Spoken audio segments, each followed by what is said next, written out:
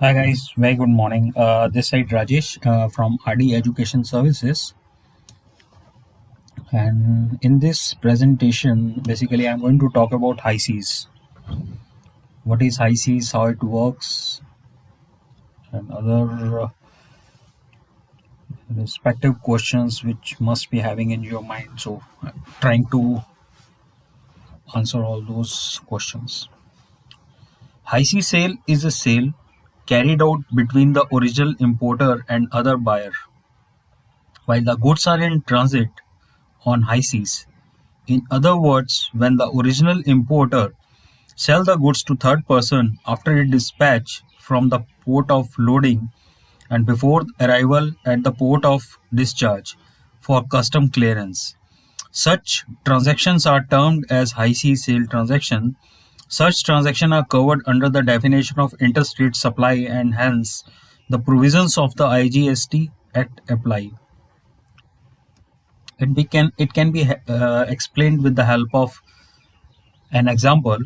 A person in India purchase goods from states from USA. When the shipment is in transit, he decide to sell the goods to another person. Such a transaction would be termed as high seas sale. High seas sale agreement has to be done after dispatch of goods from the origin and prior to its arrival at the destination. On the conclusion of such agreement, the bill of lading should be endorsed in favor of final buyer and title of the goods transfers to the buyer and bill of entry is also filed in the name of buyer. Now we'll discuss about taxability. CBEC clarifies that IGST would be levied on high sea sale of the imported good only once at the time of custom clearance.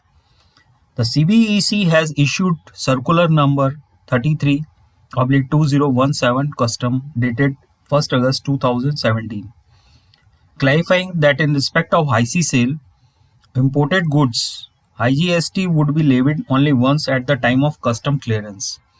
This circular is based on provisions of the Custom Tariff Act 1975 and the decision of the GST Council. I'm going to summarize this clarification as follows. High sea sale of the imported goods are akin to the interstate transactions. IGST applies on high sea sale of imported goods, whether one or multiple, shall be levied and collected only at the time of importation. That is, when the import declaration are filed before the custom authority for custom clearance the first time.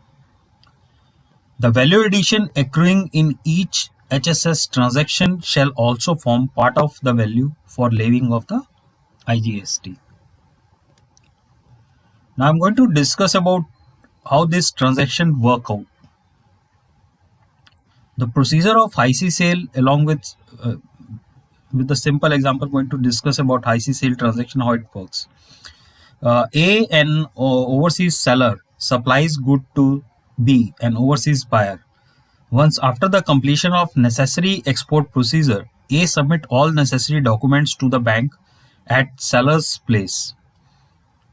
B enters into agreement of the C to sell with C under the high sea sale.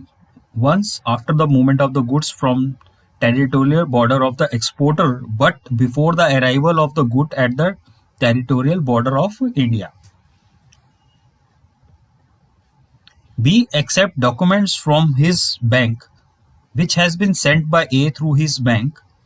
If the payment terms with A and B are signed LC or DP, B remits invoice value of the goods to A before collecting documents from bank. In case of credit arrangements with A, B remits invoice value of the goods to A as per the arranged credit period. The bill of lading or airway bill is endorsed by the B and transfers the title of the goods in favor of C. B prepares invoice to C in local currency. And B delivers endorsed original bill of lading or airway bill, his invoice in local currency along with import invoice, packing list, certification of origin, insurance certificate, and other necessary documents, if any, for import clearance duly endorsed. A returns a copy of all documents which he delivers to C.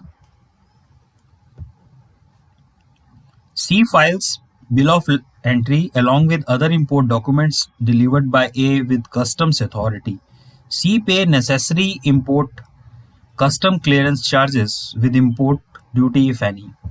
B can also undertake custom clearance and deliver to C if B does not want to know actual price, contract price of A and C.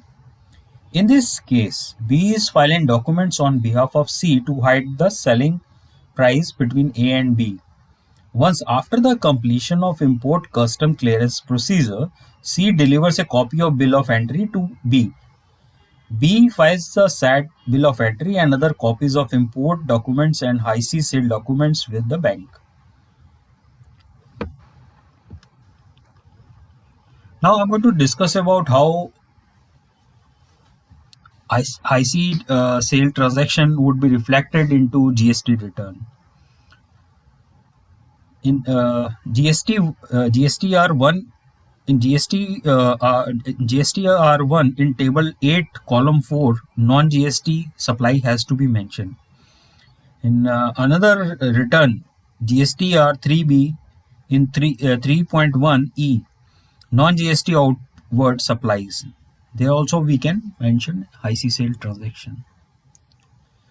With respect to number of transactions, value of which tax shall be levied, documents which need to be submitted, and all other procedure aspects, one can refer the book Sale in the Course of Import and IC Sale under GST Act 2017. Link has been mentioned in this presentation, so one can go through this book, and definitely once you are through with this book, please share the feedback. Thanks for listening. Thank you so much.